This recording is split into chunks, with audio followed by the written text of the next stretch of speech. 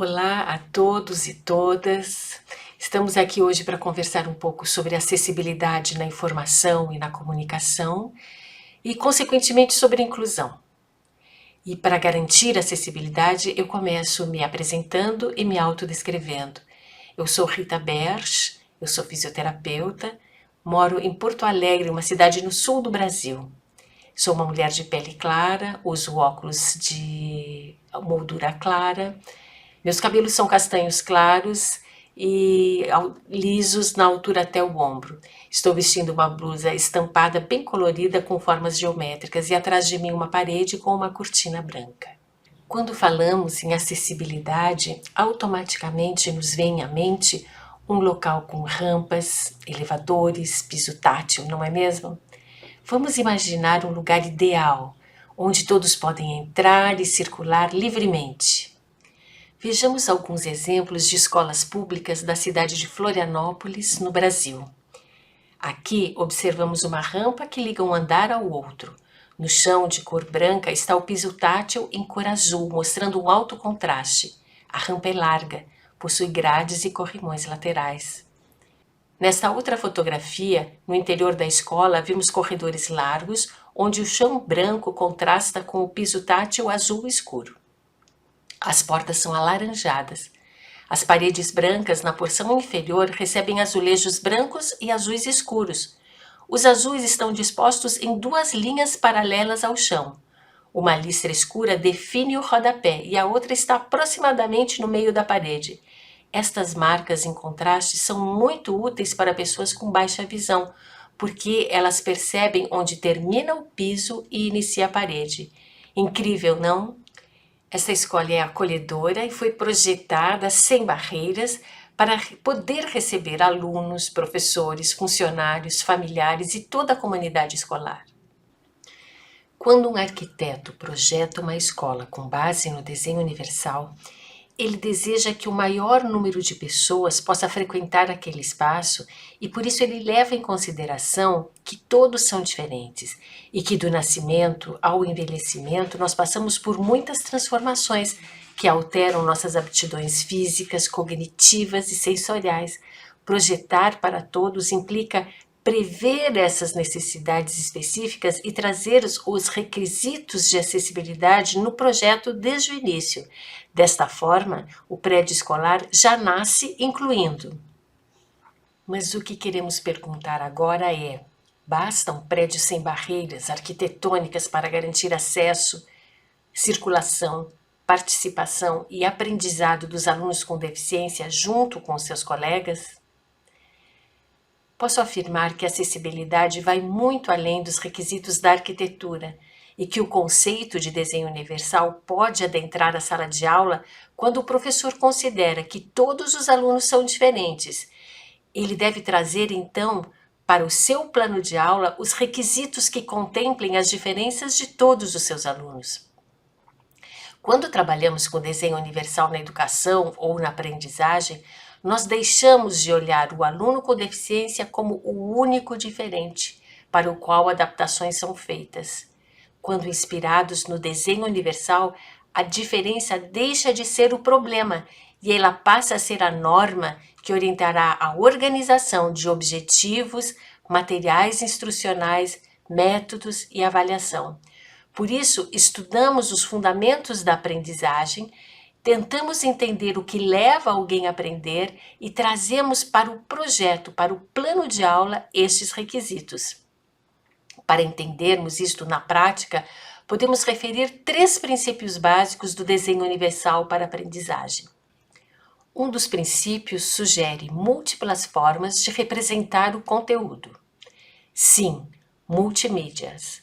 Aprendemos pelos sentidos. Todas as informações que estão ao nosso redor entram pelos nossos sentidos, pela visão, pela audição, pelo tato, pelo olfato, pela percepção do corpo em movimento. Utilizar diferentes mídias para além do texto escrito e da fala do professor trará oportunidade maior de participação e exploração de conteúdo para todos os alunos e garantirá a acessibilidade. Esta será naturalmente contemplada quando prevemos, por exemplo, os conteúdos visuais tenham também uma versão em áudio. Mapas ou gráficos táteis, ou ainda a descrição falada das imagens que fazem parte dos materiais destinados ao estudo, e isso beneficiará os alunos cegos, por exemplo. Os conteúdos em áudio deverão também ter a sua versão sinalizada e visual. Aqui atendemos os alunos surdos. Os conceitos a serem aprendidos poderão ser representados por imagens, acessibilidade aos alunos com deficiência intelectual e apoio aos alunos surdos. Objetos manipuláveis poderão ensinar operações matemáticas de forma concreta, e esta pode ser uma ótima proposta para crianças pequenas ou que ainda tenham dificuldades de aprender as operações de forma mais simbólica. Um aluno que possua deficiência intelectual ou dislexia, por exemplo, poderá ter acesso ao conteúdo escrito ativando a leitura dos textos em formato digital. O computador e o celular poderá ler para este aluno. Vejam o que nos diz a Larissa, uma jovem com síndrome de Down, pele clara, cabelos lisos e claros, que está sentada diante do seu computador e estuda a história da expansão europeia. Assim, no computador é mais fácil estudar, ler. E no livro não, no livro tem que ler, não tem imagem, que tem que olhar a imagem e para entender o texto. Mas no computador, dá para o próprio computador ler para ti e para dizer o que o conteúdo mesmo, para entender mais. Esse programa até me ajuda, mas ajuda para todo mundo, para meus colegas. Outro princípio do desenho universal para aprendizagem propõe múltiplas formas de ação e de expressão. Aprendemos enquanto planejamos e executamos, exercitamos os conceitos que queremos assimilar, agimos sobre o objeto de conhecimento e, simultaneamente, comunicamos o que estamos aprendendo. Também neste caso, deveremos prever e permitir aos alunos múltiplas formas de ação e de expressão: a escrita, o desenho, a fotografia, filme, a fala, a música, manipular objetos, etc. A acessibilidade pode ser naturalmente incluída. O aluno que não escreve poderá desenhar ou poderá editar um texto pela voz, por exemplo. Quem não usa o lápis por uma dificuldade física poderá usar um teclado mecânico ou virtual, ou mesmo um alfabeto móvel nas séries iniciais. Neste outro filme, o Guilherme, um jovem de pele clara e cabelos escuros e curtos, usa óculos. Ele está diante do seu computador. Em função de sua dificuldade física, ele utiliza um mouse que possui uma esfera grande, azul escuro, e 5 botões coloridos que ativam diferentes funções do mouse. Sobre as teclas de seu teclado foram colados adesivos com letras maiores para compensar sua dificuldade visual e assim facilitar a localização. O Guilherme está falando para o computador e a sua voz é transformada em um texto escrito. Na escola, foi pedido que ele fizesse uma redação sobre um tema de interesse. Carol passou por esses 2 meninos, eles pensaram: ah, será que essa menina, Carol, tá procurando uma dupla para encontrar os tesouros? Na sequência, o Guilherme nos mostra como pesquisa e acessa conteúdos comandando o seu computador pela voz. Eu vou fazer uma pesquisa por voz, planejando, fazendo uma peça de teatro sobre o Pequeno Príncipe. Ver o livro do Pequeno Príncipe. Esse aqui. Eu vou botar para ele ler para mim.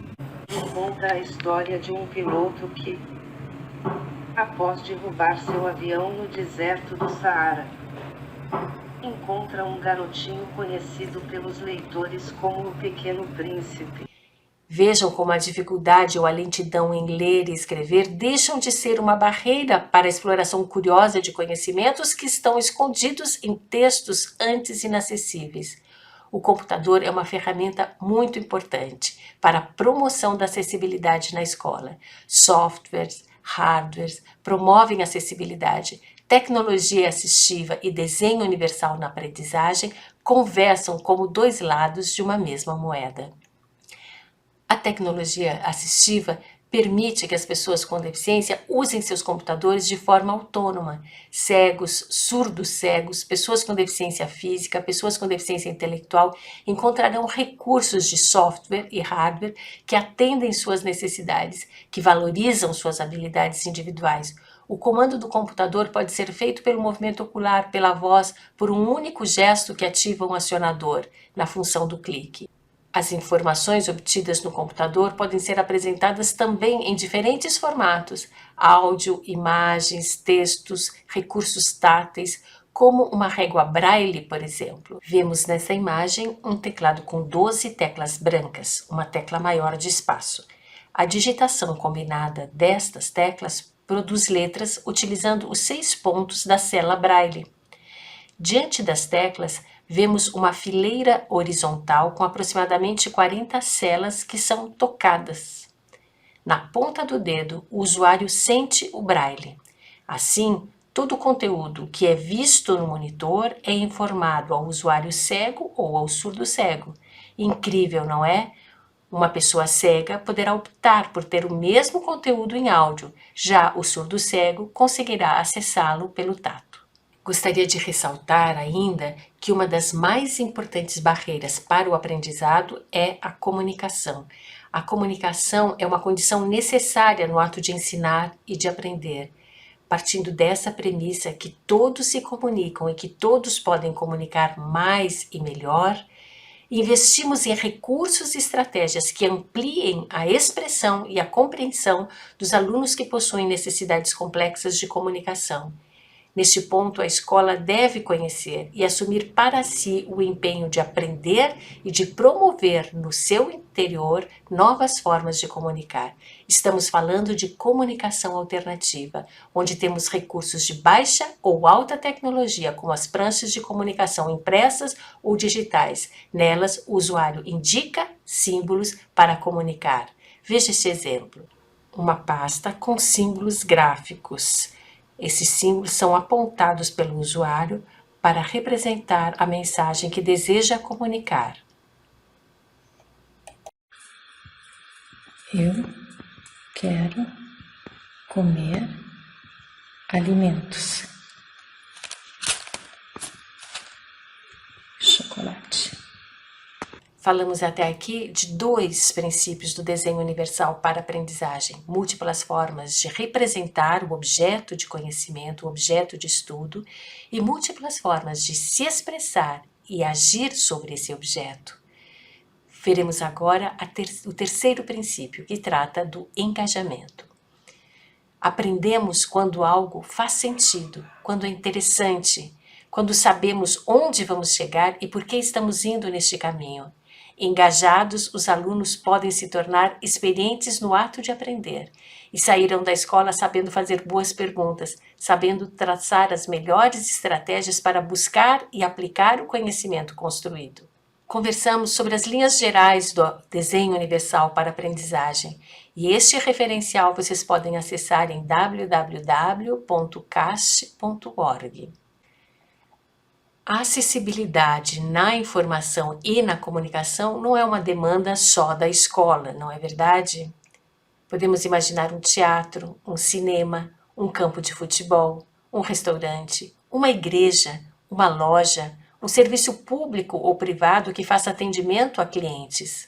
Requisitos de acessibilidade que garantam a informação e a comunicação podem e devem estar presentes, seja no atendimento virtual, nos sites, formulários, redes sociais, como também no atendimento presencial das pessoas com deficiência. A acessibilidade é condição para a inclusão das pessoas com deficiência na sociedade e, como já vimos, isso vai desde como elas transitarão pelas ruas até a forma como acessam as informações e como se comunicam com as demais pessoas. Vejamos alguns exemplos de recursos e ações que podemos realizar neste sentido. Audiodescrição, por exemplo. A audiodescrição é uma forma de acessibilidade com o foco nas pessoas com deficiência visual. Trata-se da descrição narrada do que acontece num programa sem sobreposição de falas, principalmente dos elementos que não podem ser percebidos apenas com o áudio comum, tais como as expressões faciais, os objetos presentes na cena. Nada melhor do que assistir um breve vídeo para ter um exemplo de como a audiodescrição se aplica no cinema. Uma claquete abre e fecha. Atrás dela, um atleta cego. Na piscina, André mergulha. Nada borboleta. Eu amo isso aqui, né? A natação é minha vida, sempre gostei e eu não vou parar nunca. Na tela preta, o título do filme, Jogo Cego, com letras brancas e em braille. www.jogocego-ofilme.com.br. Uma jovem exercita-se na pista de atletismo. Hoje eu tenho 78 medalhas ao total, sendo 10 internacionais. Em uma loja de calçados, um jovem atende a um freguês. O magro, quem vê ele não fala que ele é um deficiente. Ele toma conta de uma loja, com as deficiências dele, tudo. Magno espana cuidadosamente os calçados enfileirados na prateleira. A silhueta escura de um cavaleiro puxando seu cavalo contrasta com a claridade do céu. O esporte adaptado, questão do adestramento, ele é fantástico pelo seguinte: uma simples mudança no clima muda um monte de coisas. Vários comandos que eu normalmente utilizo tem que estar mudando.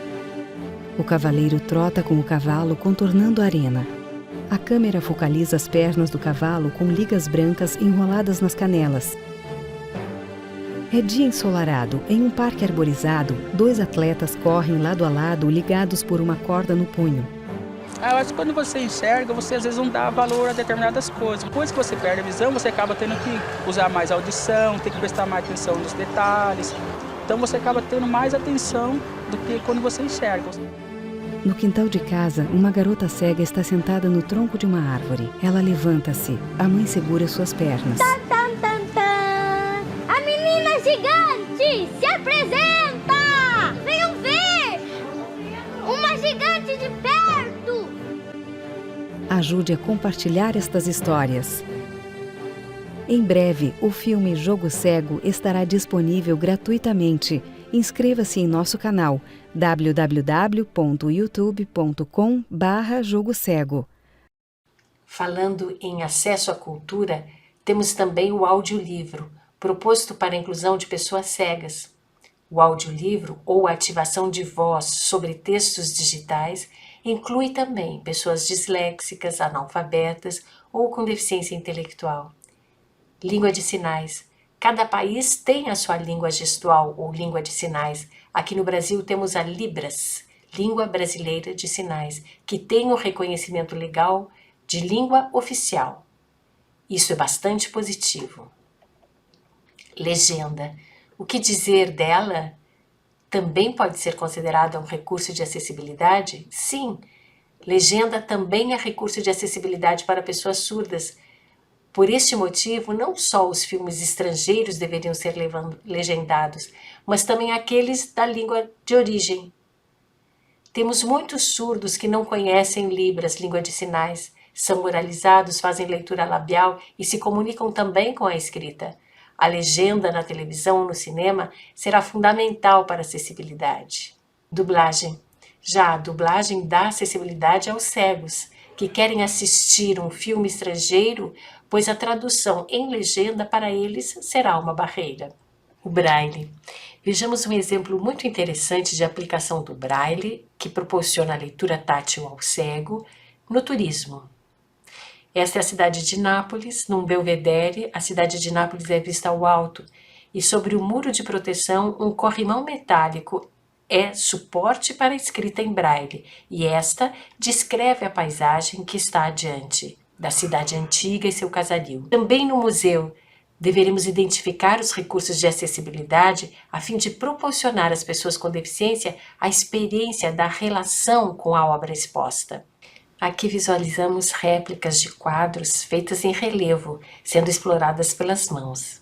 Uma delas mostra um homem diante de uma mesa, e a outra a fachada de uma casa, com uma janela aberta. Temos também a foto de uma mulher, vista de costas, diante de um quadro. Ela segura um pequeno equipamento eletrônico, que faz a descrição do que é visto. Ela está de fones de ouvido. Poderíamos citar tantos outros exemplos sobre acessibilidade para informação e comunicação, mas o que sugerimos, se quisermos transformar os lugares que frequentamos em lugares acessíveis, é convidarmos para estes ambientes, reais ou virtuais, pessoas com deficiência, conhecer os recursos e tecnologias que elas já utilizam, saber delas, o que precisaríamos mudar e o que precisaríamos implementar para que fossem contempladas as suas necessidades. Não se faz acessibilidade sem a presença das pessoas com deficiência, a inclusão. E, ao mesmo tempo, não há inclusão sem acessibilidade. A acessibilidade é um ato de acolhimento, é um ato de amor. Cada um é como é e não precisa ser diferente para pertencer. Então, fica aqui um grande desafio para todos nós.